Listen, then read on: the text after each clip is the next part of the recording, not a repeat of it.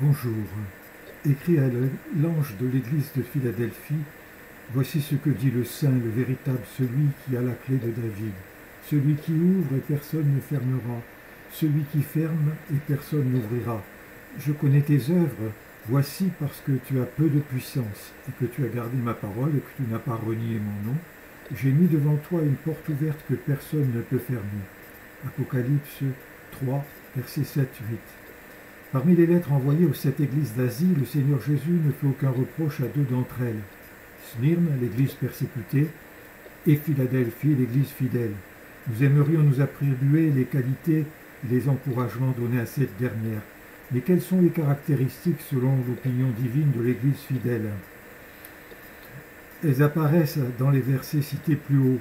L'épouse fidèle garde la parole de la persévérance en Jésus, et elle ne renie pas son nom.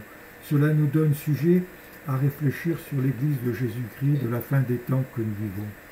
Garder la parole du Seigneur nécessite exactement une grande fidélité aux Écritures, une obéissance parfaite aux fondamentaux, voir le chapitre 2 des Actes des Apôtres, une pleine soumission à l'autorité de la Bible. Que de mouvements évangéliques de nos jours altèrent, falsifient, interprètent, édulcorent et adaptent le message biblique.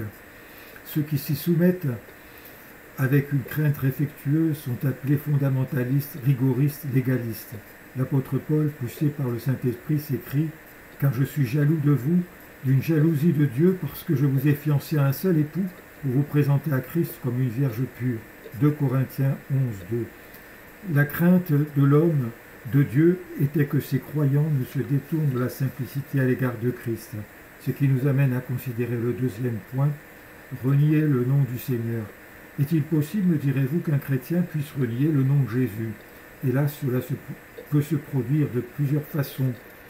Lorsque nous écoutons quelqu'un prêcher un autre évangile et que nous le supportons, nous sommes en danger.